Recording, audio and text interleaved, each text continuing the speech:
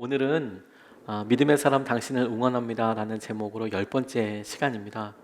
주님께서 믿음으로 살고 있는 저와 여러분들, 아니 믿음으로 살려고 몸부림치고 주님을 바라보려고 하는 우리들을 응원하고 계십니다. 이런 믿음의 사람에게 오늘 본문 말씀이 하나님께서 허락하신 은혜, 하나님께서 허락하시는 축복을 누리게 되는, 아니 붙잡게 되는 주님께서 비밀, 비결을 알려주셨다. 저는 이렇게 붙잡게 되었습니다. 아브라함의 일을 통하여 주님께서 우리에게 응원하시는 말씀을 우리가 같이 듣고 싶습니다. 지난 목요일에 귀한 전화를 받게 됐습니다.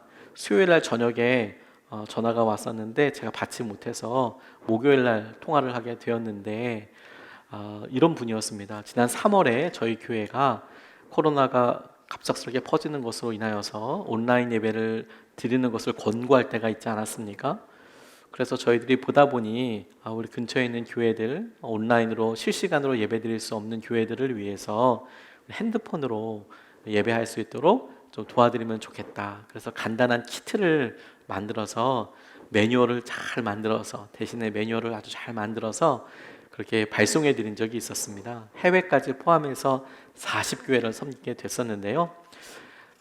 기존의 여러 교회들이 그 일을 가지고 감사하다 이렇게 연락도 해 오기도 하셨습니다.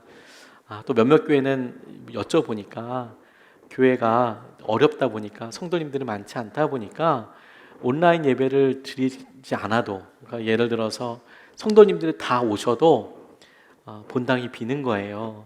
평소대로 다 오셔도 본당이 널찍하게 많이 남기 때문에 일단 준비는 해놓지만 방송으로 테스트 몇 번 해보시고 그냥 온라인은 아니고 오프라인으로 모이기로 했다. 그래도 나라에서 권고하는 모든 상황들을 잘 그렇게 지키는 일이 된다. 이렇게 이야기하는 몇몇 교회들도 있더라고요. 너무 안타까웠습니다. 근데 목요일 날 통화하신 그 교회는 이제 비대면으로밖에 예배를 못 드리니까 한번 테스트 해보셨다가 오랫동안 갖고 있었던 것을 수요 예배 때 한번 해보신 거예요. 매뉴얼을 보고 다시 이렇게 하고, 또 성도님들 가운데 이런 건 되고 이런 건 안 되는 그런 분들이 계시니까 그런 분들 조사해서 거기에 여러 케이스들이 있거든요. 이걸로 할 때, 이 프로그램을 이용할 때, 저 프로그램을 사용할 때, 근데 거기서 이제 가장 좋은 프로그램 하나를 결정하셔서 하셨는데 너무 좋으셨대요. 그래서 감사하려고 전화하셨다고 이야기하더라고요. 제가 오히려 더 감사했어요. 제가 더 너무 감사합니다. 근데 이분이 뜬금없이 저한테 물어보시는 거예요. 그거 실례지만 한 키트에 얼마나 들었습니까? 이렇게 물어보시더라고요. 좀 난감하기도 하고, 한 500만 원 들었습니다 이렇게 얘기할까 하다가 또 그럴 수는 없지 않습니까? 그래서 말씀드렸어요. 저희들이 일단은 가성비를 생각해서 준비했고 최선을 다해서 준비했습니다. 하지만 그걸 사용해 보신 다음에 더 좋은 것들이 있으면 바꾸시면 됩니다. 그때 저는 이렇게 말씀드렸는데 이분이 그런 이야기를 다 듣고 나서 제게 이렇게 말씀해 주셨어요. 왜 얼마가 드는지 물어보셨는지를요. 이유가 뭐였냐면요, 그 교회에서도 몇몇 교회들을 그렇게 섬기고 싶다는 거예요. 매뉴얼을 써도 되겠느냐고 그렇게 물어보시더라고요. 당연히 되죠. 당연히 되죠. 그거 만드신 집사님이 그렇게 하나님께 드린 거니까 마음껏 복사하셔도 되고, 인터넷에 필요한 교회들이 있으면 마음껏 사용하시라고 알려주셔도 됩니다. 그런 이유로 저에게 이야기해 주셔서 너무 감사했어요. 그 교회가 본인들도 어렵고 힘들겠지만 주위에 있는 몇몇 교회들을 섬기게 된다면 진짜 기쁘다, 이런 생각이 들었습니다. 어려운 시기를 만날 수 있습니다. 여러분, 주님께서는 우리에게 이 어려운 시기에 어떻게 응원하고 계실까요? 응원은 하고 계실까요? 저는 오늘 본문 말씀이 하나님께서 우리를 응원하고 계시는 분명한 초청이고 말씀이고 당부라고 그렇게 깨달아졌습니다. 우리에게 섬길 수 있는 기회를 주시거든요. 아니 이게 무슨 응원입니까? 이게 무슨 축복입니까? 싶지요. 근데 주님께서는 어려운 상황들 가운데 우리를 만나 주시고, 그리고 또 다른 만남으로 인도하여 주시고, 그 만남을 통해서 우리가 생각하지 못했던 일들로 우리를 인도해 가세요. 서머 어른이 학교를 진행하면서 큰 은혜가 있습니다. 여러 목사님들, 사역자분들이 오셔서 이야기를 하는데 저희가 어떻게 기도하여서 이것을 계획하고 준비했는지를 계속 나누고 있어요. 무언가 남는 것이 있어서 남는 것을 그걸 나누려고 하면 도저히 나눌 수가 없더라고요. 500원도 나눌 수가 없더라고요. 이상하죠? 정말 그렇습니다. 그런데 노나 먹는다고 생각하고 내가 가지고 있는 것, 우리가 쓸 것을 그냥 그대로 노나서 쓰겠다라고 이야기하면 그래도 어느 정도 나눌 수가 있겠더라고요. 그런 이야기를 말씀드렸어요. 남는 걸로 나누려고 하면 죽을 때까지 못 나눈다. 남는 날은 없으니까. 우리의 삶에서 부족하면 평생 부족할까? 뭐라도 조금 남을 수 있는 것은 거의 없다. 그래서 못 나눈다. 그게 항상 우리의 어떤 표현이다. 그런데 당장 우리가 그럼에도 불구하고 휴가도 가지 않습니까? 우리가 힘들고 어렵다고 이야기하지만 그래도 우리 집도 있고 또 차도 있고 뭐 그런 일들 다른 사람들도 다 있잖아요 라고 이야기하지만 그래도 우리가 아주 힘들지는 않고 당장 생각해보면 노나 먹을 수 있는 것들이 있겠더라고요. 커피 한 잔이라도 노나 먹을 수 있겠더라고요. 그런 마음을 이렇게 나누다 보니까 하나님께서 오히려 이런 마음과 우리가 주위에 있는 사람들 섬길 수 있는 기회를 주신 거구나. 그리고 이런 섬길 수 있는 기회가 우리에게 있어서 하나님을 더 깊이 만나고 하나님께서 하시는 은혜를 붙잡을 수 있는 통로가 되겠구나. 그 일을 아브라함에게서 배울 수 있습니다. 아브라함에게서. 하나님께서 아브라함을 통하여서 우리에게 어려운 시기 가운데 만나는 사람들에게 우리가 어떻게 해야 할지를 알려주시고 그 일을 통해서 하나님께서 우리에게 어떤 축복을 주시는지를 오늘 본문 말씀을 보여주신다라고 붙잡았습니다. 첫 번째로 본문 말씀을 통해서 아브라함의 모습, 아브라함의 일을 통해서 우리가 붙잡고 싶은 것은 섬김이 기회이다라는 거예요. 섬길 수 있는 기회가 있더라. 섬김이 곧 기회이다라는 겁니다. 1절서부터 3절까지 말씀을 보면 이렇게 나와 있습니다. 주님께서 마므레의 상수리 나무 곁에서 아브라함에게 나타나셨다. 한창 더운 대낮에 아브라함은 자기의 장막 어귀에 앉아 있었다.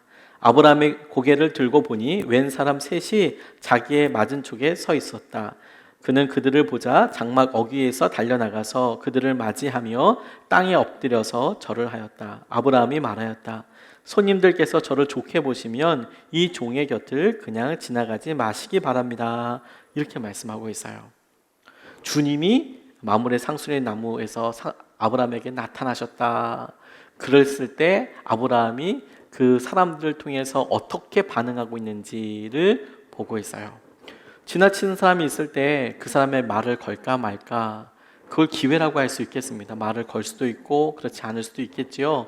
그곳을 방문하는 사람이 있습니다. 그 사람에게 어떻게 대해야 될지, 아니 그 사람을 내가 환대할지, 그것도 우리가 선택할 수 있겠죠. 그런 의미에서 섬김은 기회라고 싶습니다. 기회라는 표현을 쓴 이유가 우리가 그렇게 할 수도 있고 하지 않을 수도 있고 우리가 선택할 수 있죠. 그런데 안타까운 것은 기회를 붙잡지 않았을 때에는 우리가 그 기회를 붙잡았을 때 어떤 일들이 일어날지에 대해서 우리가 경험하지 못했기 때문에 상상할 수도 없습니다.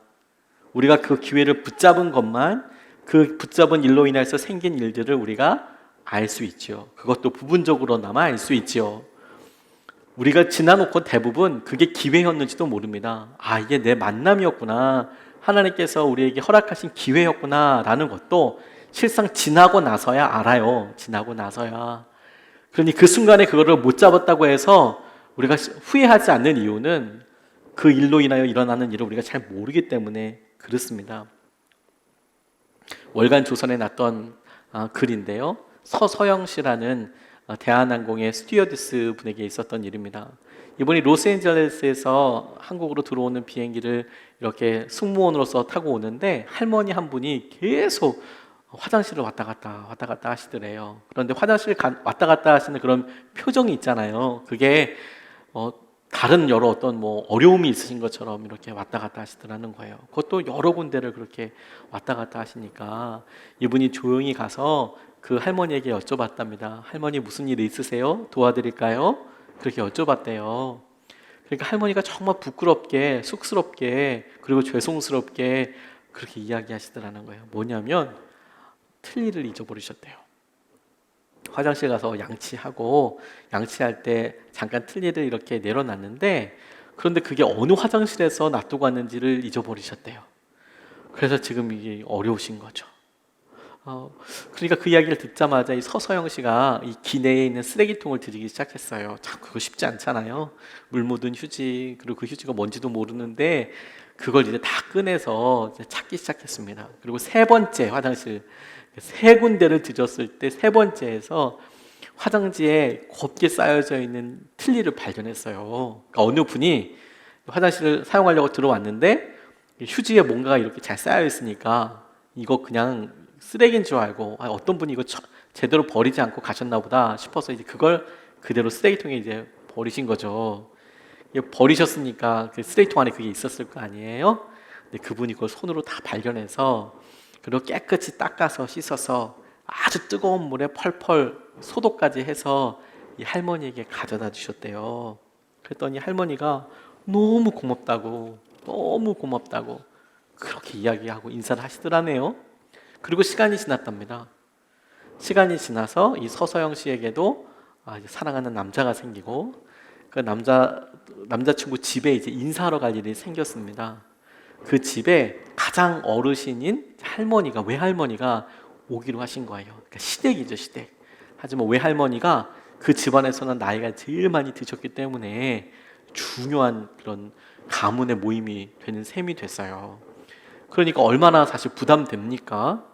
시댁에 가는 것도 그렇지만 처음 보는 가문의 어르신을 뵈는 것도 너무 쉽지 않죠. 근데 이분이 미국에서 오신다는 거예요. 그리고 딱 만났는데 너무 깜짝 놀랐대요. 왜냐하면 어디서 많이 본 것 같아서.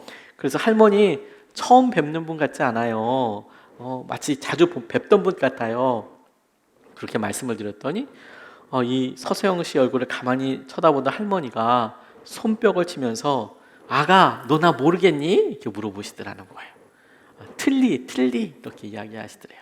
이게 무슨 말인고 하니까 이분이 그때 그게 너무 감사해서 여권 사이에 그때 탑승권을 이렇게 꺼내 보이면서 그때 이름을 물어봤나 봐요. 이름이 뭐냐고. 그래서 그 탑승권에 옛날 탑승권에 서서영이라는 이름까지 써놓은 거예요.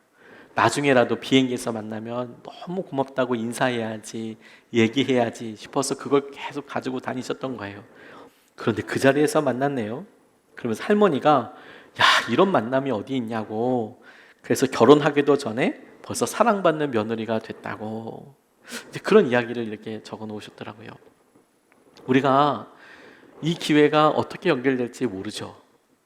더군다나 여러분 하나님께서는 이 장면을 히브리서의 전혀 다른 관점에서 이렇게 풀어서 설명하고 계세요. 뭐라고 이야기하고 있냐면 13장 2절 말씀에 나그네를 대접하기를 소홀히 하지 마십시오. 어떤 이들은 나그네를 대접하다가 자기들도 모르는 사이에 천사들을 대접하였습니다. 자기들도 모르는 사이에 천사들을 대접하였다. 이렇게 이야기합니다. 그리고 가만히 본문을 보면 정말 그래요. 주님께서 아브라함에게 마므레 숲을 근처에서 나타나셨는데 아브라함이 그 주님에게 가서 말을 건넬 때는 손님이라고 이렇게 이야기합니다. 손님 이렇게 부르고 있어요. 그분이 하나님이신지를 몰랐어요. 그냥 자기를 방문하는 사람이라고 생각해서 그에게 대접하고 섬길 수 있는 기회를 잡은 거였습니다. 그래서 일들이 일어나는 거였어요. 근데 이런 섬김의 기회가 안타깝게도 정반대의 경우로 나타날 수도 있어요. 무슨 말이냐면 섬길 수 있는 기회고 그것을 붙잡아서 자기에게 축복이 될 수 있고 누림이 될 수 있었는데도 불구하고 그것을 발로 차버리는 경우들도 있죠. 나발이 그런 경우입니다. 나발이 당시에 양떼가 많았던 나발이 바깥으로 유목하러 양들을 보냈을 때 가축들을 보냈을 때 다윗의 군대가 여러 적들로부터도 지켜주고 동물들로부터 자연스럽게 방어막이 되어서 그 가축들을 지켜주곤 했습니다.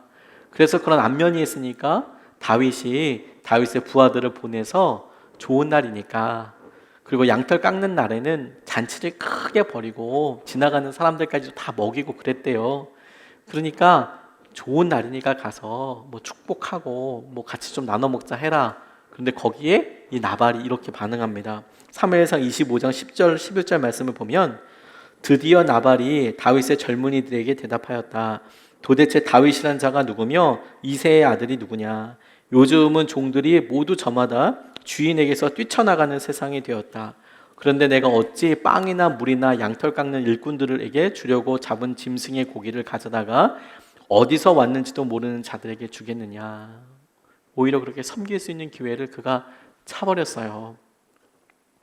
그리고 그 일이 원인이 되어서 결국에는 죽음까지 이르게 됩니다. 우리가 섬기는 일이 주님을 섬길 수 있는 기회가 돼요. 이것이 우리에게 주는 교훈과 도전이 너무너무 귀하다고 싶습니다. 우리가 기회를 얻은 거예요. 섬길 수 있는 기회를. 섬길 수 있는 기회를 얻은 거예요. 그리고 이 기회가 주님으로부터 오게 될 축복과 은혜가 있다라는 거예요. 그런데 여러분, 우리가 이런 기회들 앞에 있을 때 우리가 주저주저 하는 데는 이유들이 있어요. 주저주저 할 때. 왜냐하면 바로 질문하게 되거든요. 그래, 그러면 어떻게, 얼만큼 도와야 할까? 이런 질문들을 하게 돼요. 얼만큼 도와야 할까라고 할 때 우리의 마음을 괴롭히는 것 또 한 가지는 뭐냐면, 저 사람이 나보다 더 잘 사는데, 저 사람이 나보다 더 잘 살 수 있잖아. 내가 지금 얼마나 힘든데, 내가 지금 얼마나 어려운데, 이렇게 접근을 하게 되는 것이죠. 아브라함은 그런 동일한 질문과 상황들에서 이렇게 행동하고 반응합니다. 그가 섬김을 할 때 수준과 그 수준을 가만히 보면 그의 섬김에는 마음을 주더라고요. 마음을. 그리고 그가 마음을 주는 것을 통해서 가만히 보니까 능력을 나누는 것이 아니고 재정만큼을 나누는 것이 아니고요, 사랑만큼 나누게 되는 거더라고요. 4절부터 8절 말씀이 조금 길지만 아브라함이 손님들에게 줬던 것들과 그의 태도를 문득문득 볼 수 있는 것들이 이렇게 쭉 흩어져 있기 때문에 소개해 보면 이렇습니다. 4절서부터 8절까지 말씀에 물을 좀 가져오라고 하셔서 발을 씻으시고 그 이 나무 아래에서 쉬시기 바랍니다. 손님들께서 잡수실 것을 제가 조금 가져오겠습니다. 이렇게 이 종에게로 오셨으니 좀 잡수시고 기분이 상쾌해진 다음에 길을 떠나시기 바랍니다. 그들이 대답하였다. 좋습니다. 정 그렇게 하라고 하시면 사양하지 않겠습니다. 아브라함이 장막 안으로 뛰어 들어가서 사라에게 말하였다. 빨리 고운 밀가루 3스아를 가지고 와서 반죽을 하여 빵을 좀 구우시오. 아브라함이 집짐승 떼가 있는 대로 달려가서 기름진 좋은 송아지 한 마리를 끌어다가 하인에게 주니 하인이 재빨리 그것을 잡아서 요리하였다. 아브라함이 엉긴 젖과 우유와 하인이 만든 송아지 요리를 나그네들 앞에 차려놓았다. 그들이 나무 아래에서 먹는 동안에 아브라함은 서서 시종을 들었다. 이렇게 이야기합니다. 그가 손님들에게 대접했던 것들이 빵을 구웠고요, 그리고 엉긴 젖과 우유를 준비했습니다. 이만큼 줘도 되잖아요. 그런데 그가 송아지를 잡았대요.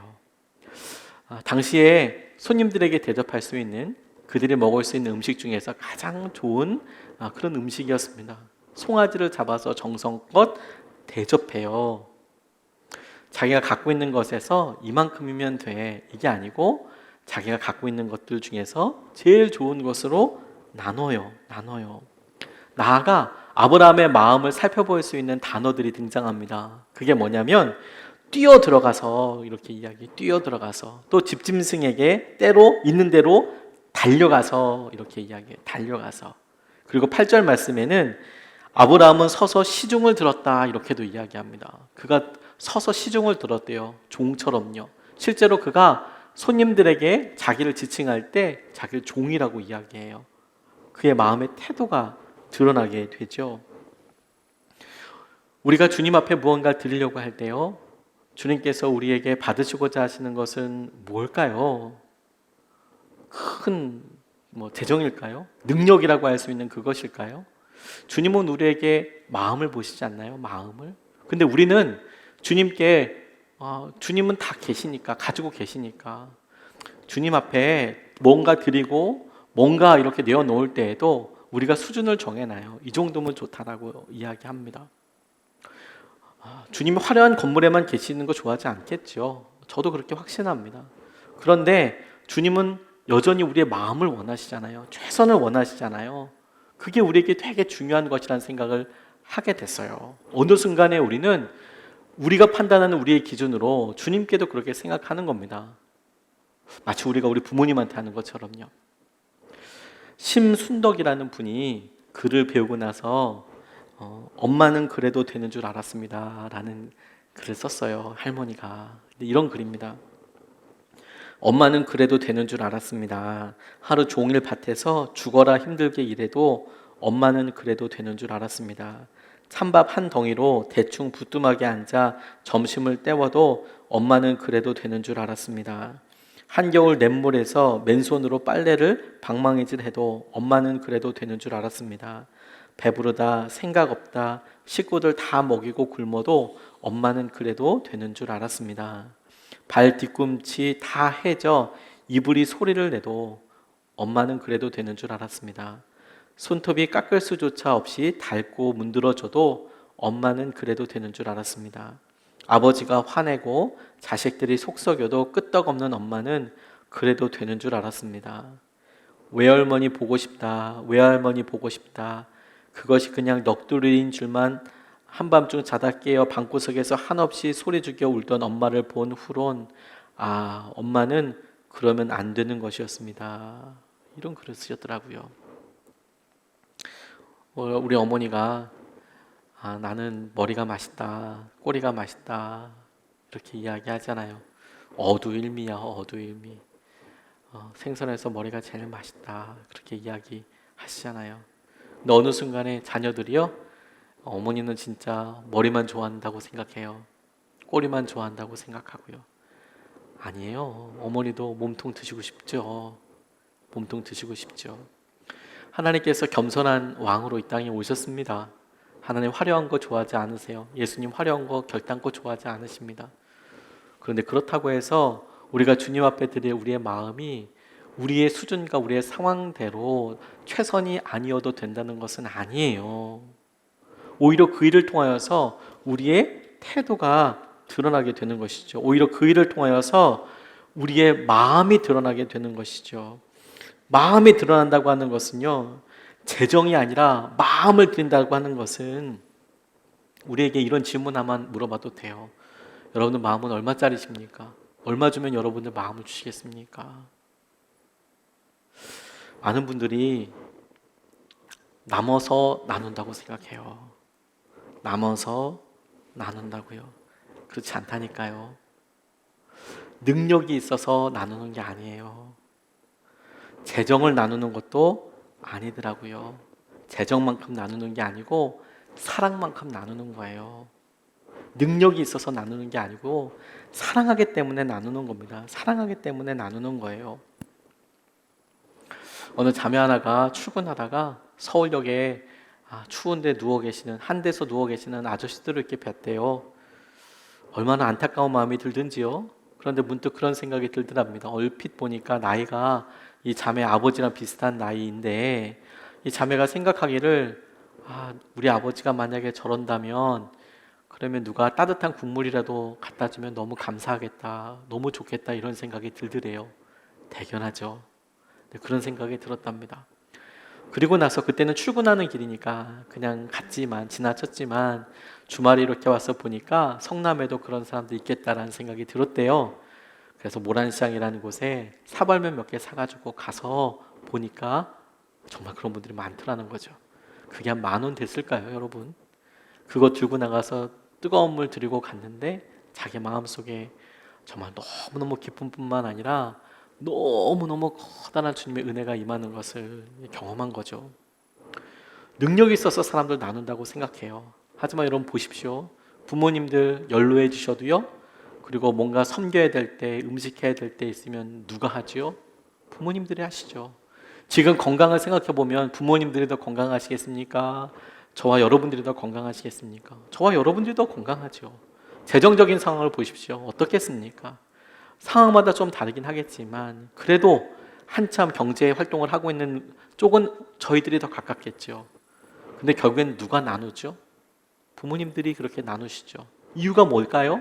능력이 있어서가 아니에요. 재정이 있어서도 아닙니다. 사랑하기 때문에 나누는 거예요. 주님께서 우리에게 섬김을 기회라고 이야기하시고, 그 섬김에 대해서 너 얼마만큼 나눌까? 섬김은 마음을 주는 것이야 라고 이야기할 때 우리에게 네가 있는 능력이 얼마냐 그걸 나누라. 그래서 우리에게 주님 나눌 수 있도록 능력을 주십시오. 재정을 주십시오. 이런 것을 주님은 믿지 않으세요. 우리의 기도가 바뀌어야 돼요. 주님, 우리가 나눌 수 있는 사랑을 주십시오. 사랑을 주십시오.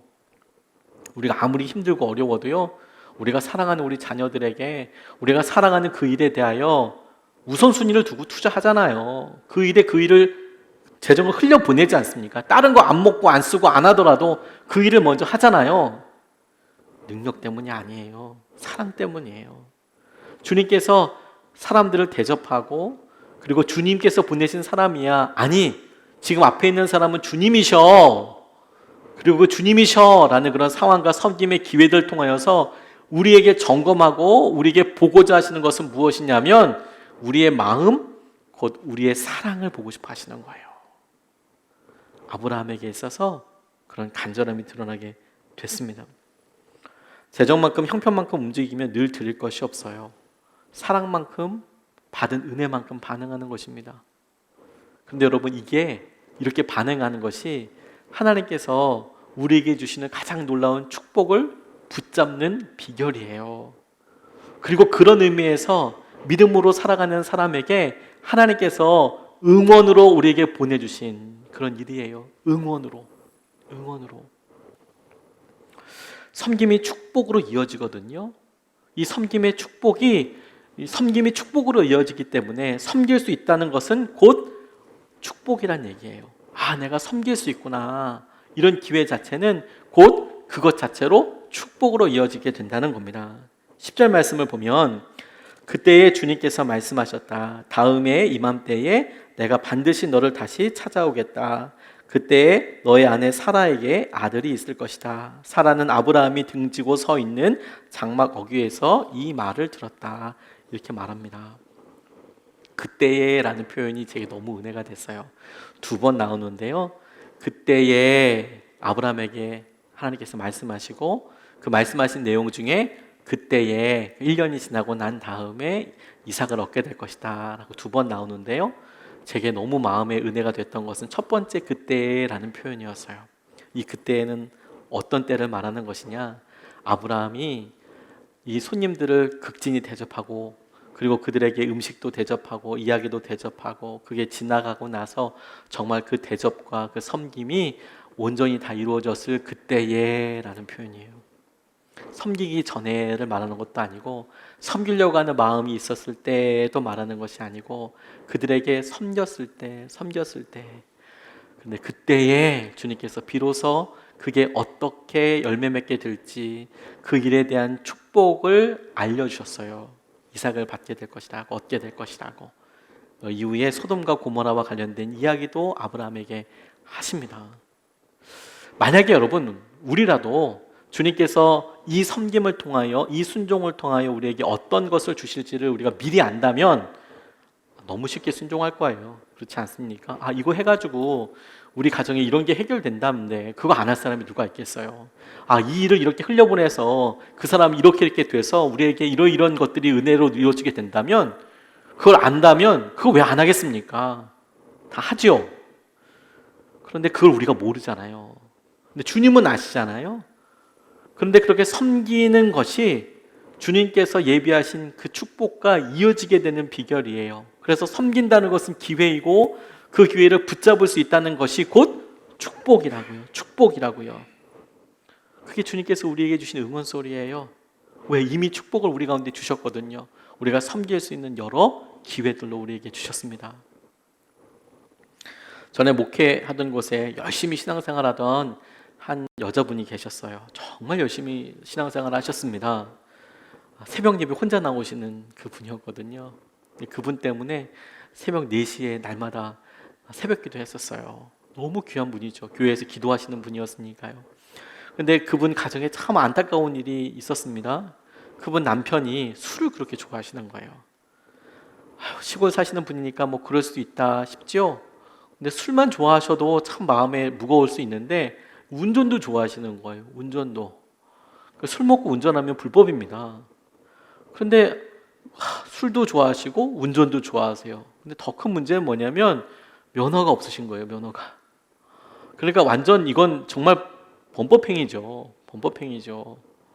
그리고 그렇게 술 먹고 운전하시다가 그냥 길 가다가 그냥 뭐 가로수도 한번 받고 부딪히고 뭐도 이렇게 하고 뭐 이런 일들이 막 생기는 거예요. 그분 보고 알았습니다. 멀쩡하게 가로수를 부딪혀도 벌금 낸다는 거예요.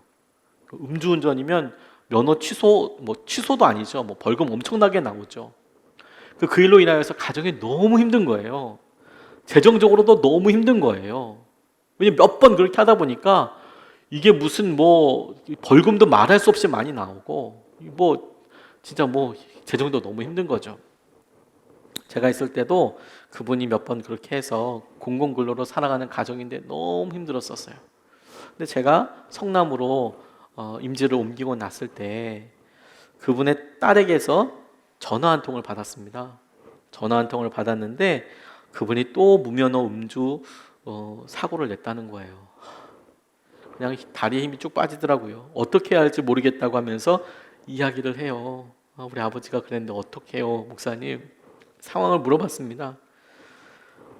너 지난 대학교 등록금은 어떻게 했냐? 이렇게 물어보니까 아버지 틀니할 돈으로 지금 다니고 있대요. 그 아버지가 틀니를 하려고 돈을 모아놨는데 그래도 2학기 등록금 그거로 냈다 하더라고요. 그러면서 자기가 다음 학기는 휴학하고 돈을 벌어야겠다 이렇게 이야기하더라고요. 근데 뭐 무슨 말을 해줄 수 있겠어요. 일단 알겠다, 그래, 기도하자. 전화를 끊었습니다. 참 쉬운 문제가 아니죠. 전화를 받고 나니까 하나님께 정말 좀 마음이 어렵더라고요. 하나님 왜 이런 겁니까? 왜 이렇게 열심히 살려고 하는 집에 어려움이 계속 생깁니까? 그리고 이런 사고는 사실 미연에 방지할 수도 있잖아요.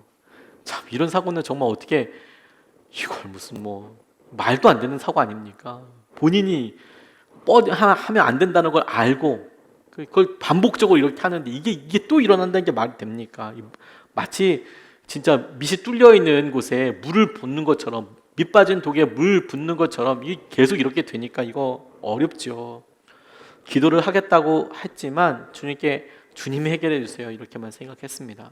그런데 그해 12월 22일 날 저에게 전화를 주었던 지체가 직접 집으로 찾아왔어요. 충북에서 성남까지요. 저희 보겠다고. 감사하죠, 감사하죠. 근데 당시 저는 성탄절 팀을 맡고 있었고요. 연말 준비하는 것 때문에 정말 바쁜 시간 보내고 있었습니다. 정말 너무 바쁘고 힘든 시간이었거든요. 그러니까 왔다고 이야기는 들었는데 저 집에 12시 넘어서 들어갔어요. 그리고 새벽 예배 때도 나오고요. 그리고 아침에 다시 이제 업무 보다가 잠깐 들어가서 잠깐 인사 정도 할 수 있었습니다. 힘든 상황인데 어떻게 해야 할까? 뭐 이런 생각도 들고요. 그리고 이제 집으로 갔어요. 그 친구는 보내고 난 다음에 집사람한테 또 여러 상황을 물어보니까 또 저에게 했던 이야기들 그런 이야기들 하시더라고요. 했다 하더라고요. 본인이 얼마나 답답했으면 그 일을 했을까요? 본인이 얼마나 그 일이 답답했으면 그 일을 했을까요? 근데 제가 그날 일기에다 이렇게 써놨어요. 힘든 상황인데 어떻게 해야 하는 걸까? 주님이 이걸 도우라고 하시는 건지 나는 잘 모르겠다. 끝날 것 같지 않은 가난에 대해서 나는 무엇을 해 주어야 할지. 이제 생각하면 생각할수록 답이 안 나오는 거예요. 답이. 이번을 잘 넘긴다고 해도 답이 없어요. 그러면 만약에 이번에 잘 넘겨서 그분이 그래 내가 다시는 음주운전 안 할 거야 이렇게 생각을 한다면 그래 그것도 어떤 뭐 방법이 되겠다. 근데 그런 확신이 제 안에 없는 거예요. 또 기도하다 보니까 얼마든지 핑계도 있을 수 있겠더라고요. 제일 대표적인 핑계는 뭐냐면 저는 그 교회 담임 목사가 지금은 아니잖아요. 당시에는 제가 선언목적교회 목사였는데 제가 담임도 아니고 그 교회는 담임자도 있는데 왜 제가 이것까지 신경 써야 하나요? 이렇게 핑계도 될 수 있겠더라고요. 근데 기도하면 기도할수록 주님 참 집요하신 분이더라고요. 저에게 계속 그리고 집사람과 함께 기도하는데 현금은 없고 뭐 팔 수 있는 거 없을까 이렇게 생각하다 보니까 생각난 게 있었어요. 아이들 돌반지였습니다. 뭐 대단한 건 아니다고 하지만 첫째, 둘째 돌 잔치하고 반지 몇 개 받은 거 있었는데 당시에 금값이 최고였거든요. 그때 당시에는 또 최고였어요. 금값 많이 올랐을 때였습니다. 이거 드리려고 결정하는 거의 문제죠. 결정하고 나면 그냥 다 쑥쑥쑥 빠집니다. 어떻게든 드릴 수 있는 지혜를 주시잖아요. 그래서 잊고 있었던 것이 생각나서 고민을 하게 되는데, 사실 저 그 돌반지 아이들을 위해서 쓰고 싶었어요. 아이들이 나중에 커서 뭐 하고 싶은 일 있으면 그거 팔아서 너 해라 이렇게 할 수도 있잖아요. 또 그게 아니고 또 뭐 하더라도 좀 하나님을 위해서 좀 뭔가 명분 있게 쓰고 싶었어요. 뭐 건축 헌금을 한다든지 뭔가 의미 있는 일을 이렇게 쓰고 싶었거든요. 근데 이런 사고나 특별히 음주운전 사고의 뒷감당을 위해서 이렇게 쓰임 받고 이러는 거 생각하지 않았거든요. 그러니까 그래도 그래 힘들다고 하더라도 이거 등록금 내라고 일단 해야겠다. 그래서 처분했어요. 근데 마음에 감동이 없더라고요. 감동이 없어도 그래도 얼른 드려야겠다고 생각해서 겨울에 괴산 단기 선교가 있을 때 얼른 가서 그거 전해드렸어요. 그리고 말씀드렸습니다. 몇 번. 꼭 등록금 내시라고. 꼭 등록금 내시라고. 그리고 얼른 나왔어요. 그리고 멀리 나와서 가까이 있으면 마음도 변할 수 있으니까 멀리 나와서 기도했어요. 그 가정을 보고 하나님 저 책임져 주십시오. 저기 책임져 주십시오. 근데 가만히 기도하는데요. 사랑은 쏟아버리는 거더라고요. 그냥 쏟아버리는 거. 사랑에 대해서 질문하게 하시고 그 사랑이 믿음과 관련된 거라는 걸 알려주셨어요. 무슨 말이냐? 이 사랑이 전달될 거야, 전달될 거야 이런 것을 믿는 게 아니에요. 사랑할 때, 섬길 때 이 사람이 알아주겠지 그런 거 없어요. 하나님이 이렇게까지 하는데 하나님도 알아주실 거야 이런 걸 믿는 것도 아닙니다. 뭘 믿는 거냐면 하나님이 나를 사랑하도록 하실 수 있다는 것을 믿는 거예요. 하나님이 나를 사랑하는 사람으로 만드실 수 있어. 내 안에 사랑은 없지만 그래도 사랑으로 한 걸음 나아갈 수 있도록 만드실 수 있어. 그걸 믿는 거예요. 내 연약함을 보는 게 아니라 하나님은 하실 수 있어. 저 그렇게까지 알게 해주신 것이 그냥 감사합니다 그리고 끝나는 줄 알았어요. 그래 이렇게 그냥 흘려드린 것으로 그냥 감사하자 그러고 있는데요. 그 돈으로 이제 수련회 끝나고 나서 며칠 있다가 전화가 왔어요. 그 친구한테 목사님 감사하다고 연락이 왔더라고요. 그래 뭐 그 일 가지고 네가 공부 열심히 하면 되지 뭐 이런 여러 이야기를 하는데, 감사하다는 말과 함께 그 애가 그 돈으로 핸드폰비 냈다 하더라고요. 그동안에 몇 달을 밀려 있어서 핸드폰비 내고 뭐 몇 가지 자기 뭐 생활했던 거 다 쓰고 학교는 휴학할 거라고 그렇게 이야기하더라고요. 마음이 너무 낙심이 되고 힘들었습니다. 하나님께 바로 이런 이야기가 나오는 거예요. 하나님 내가 그럴 줄 알았어요. 내가 이 가정 진짜 이럴 줄 알았어요. 그러면서 되게 마음이 힘들고 어려웠던 것을 기억을 해요. 근데 여러분 분명히 그렇게 힘들고 어려울 때 저희 집사람이 저한테 나누어 주었던 이야기인데, 제가 그때는 제 마음의 흐름 때문에 그 상황을 그 은혜로운 이야기를 제가 못 잡았었어요. 근데 그 일이 지나고 나서 정말 오랜 후에 어느 분이 저희 가정의 이야기를 듣고 말씀을 전하시더라고요. 뭐 어느 분이 아니라 박리부가 사모님이 그 이야기를 사모 나눔 때 듣고 그걸 여러 사모님들 앞에서 많은 사람들 앞에서 설교할 때 저희 가정 이야기를 하시더라고요. 그러고 보니까 정말 그 얘기를 제가 들었던 것이 기억이 나요. 돌반지를 팔렸는데 그거 팔아서 등록금 주겠다고 이제 가는데 저희 집사람이 갔습니다. 다 모아서 이제 갔어요. 금방에 가서 그런 거 처음 해봤으니까 이 집사람도 애 데리고 이렇게 갔는데 은혜가 물어보더래요. 그거 누구 거냐고. 네 거라고 얘기해 줬대요. 네 거라고. 내 건데 왜 허락받지 않냐고. 그래서 이제 거기서 이제 설득을 하는 거죠. 네 건데 등록금을 못 내는 이모가 있어서 줘야 할 것 같아. 이모 한 명이 등록금을 못 낸대. 이거 좀 나눠 줘야 될 것 같아. 그랬더니 지금은 어떨지 모르겠는데 그때는 저희 딸이 그러라고 허락해 줬어요. 그러라고. 대신에 그 돌반지 케이스 있잖아요. 금박에 쓰여져 있고 이런 거 무슨 방 무슨 당 이렇게 쓰여 있는 거요. 그거 자기 달라고. 당연히 주죠. 그거야. 당연히 줬어요. 그리고 그날 이렇게 집에 돌아왔습니다. 근데 저녁에 기도하는데 저희 집사람이, 저희가 이제 가정 예배 드리는데 우리 딸이 이렇게 기도하는 거예요. 하나님, 당시에 저희가 IT 지진도 있고 그래서 어렵고 힘든 나라들 기도하고 있었거든요. 근데 저희 딸의 기도 제목 하나가 늘었어요. 하나님, 가난한 사람, 그래서 공부 못하는 사람을 주님 붙잡아 달라고, 공부할 수 있도록 도와달라고. 그렇게 이야기하고 나눈 것을 듣고 너무 감동이었거든요. 물론 지금 저희 딸도 아마 기억 못할 수도 있을 것 같아요. 저도 그런 은혜들을 가끔 잊고 살죠. 그런데 주님은 잊으셨을까, 이런 생각이 제게 들었어요. 주님은 그것을 잊으셨을까? 그리고 저한테 이런 용기도 생기더라고요. 하나님, 나중에 저희 딸들 축복하실 때, 우리 딸들에게 주님 뭔가를 허락하실 때 그날을 기억해 주세요. 아이들은 아무것도 몰랐지만 하나님 그렇게 기도할 수 있게 되었고, 하나님 그렇게 하실 수 있는 축복이 아이들에게 실제로 있게 되기를 원해요. 평생 그렇게 나눠주면서 살게 되기를 원해요. 그런 마음의 소원이 생기더라고요.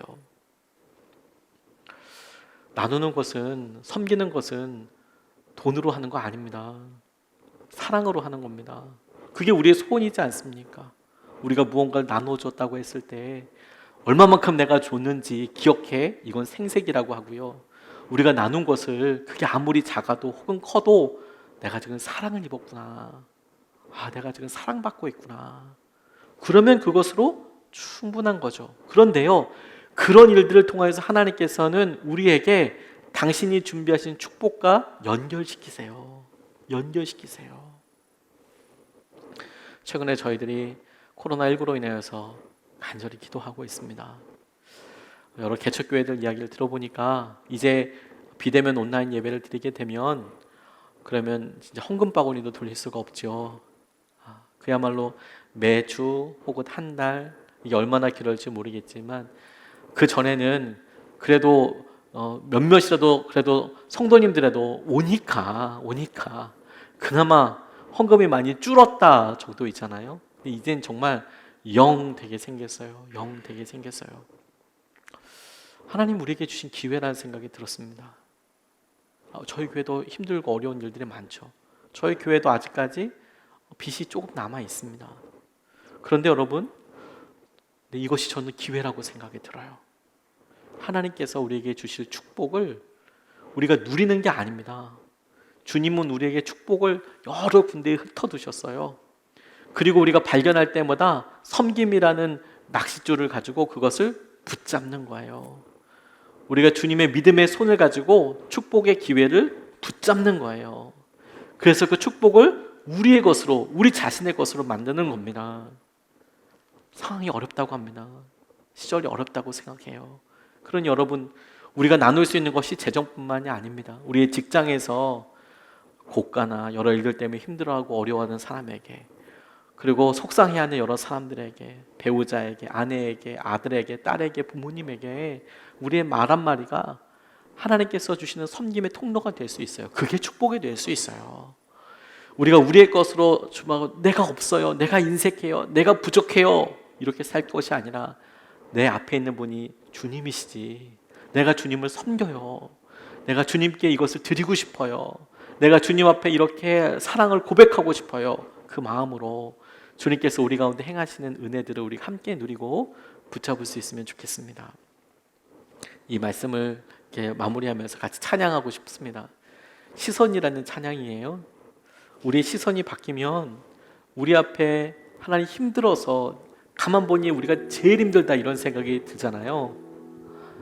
여러분, 이게 인색의 영 때문에 그렇게 보이는 거예요. 그 인색의 영 때문에 이렇게 보입니다. 우리 가끔 이렇게 보면, 섬기려고 하다 보면 어떤 분들이 아주 자연스럽지만 자연스러운 눈으로 이런 고백들을 하세요. 그분이 나보다 부자인 것 같다고, 그분이 나보다 잘 사는 것 같다고. 아마 그럴 수도 있어요. 그렇지 않겠습니까? 왜냐하면 뭐 통장 잔고가 얼마가 있는지, 그분 사정이 뭔지 다 점검해 볼 수는 없죠. 정말 그럴 수 있는 가능성이 있을 수도 있겠다고 싶어요. 그렇죠? 근데 여러분, 가난한 사람은 부유한 사람 못 덮습니까? 사골세 사는 사람은 전세 사는 사람 못 돕습니까? 그건 아닌 것 같아요. 우리가 가난하여도 많은 사람들 부유하게 할 수 있죠. 저 그거 믿습니다. 저 그거 믿습니다. 정말 그렇습니다. 가난하지만 도움이 필요한 사람을 도울 수 있어요. 방법이 뭔지 아세요? 돈으로 돕는 게 아니라 사랑하니까 돕는 거거든요. 사랑하면 도울 수 있어요. 주님께서 이 섬김과 이 섬김의 축복에 대해서 우리에게 도전하고 있는 키는 무엇이냐면, 핵심은 뭐냐면 네 마음 안에 사랑하는 마음이 있느냐 하는 거예요. 사랑하는 마음이 있느냐. 하나님, 우리 시선을 바꿔주셔서 주님이 사랑의 기회를 놓치지 않게 해주십시오. 사랑으로 섬기게 해주십시오. 하나님 하시는 것을 보게 해주십시오. 우리 찬양하고 같이 기도하시겠습니다.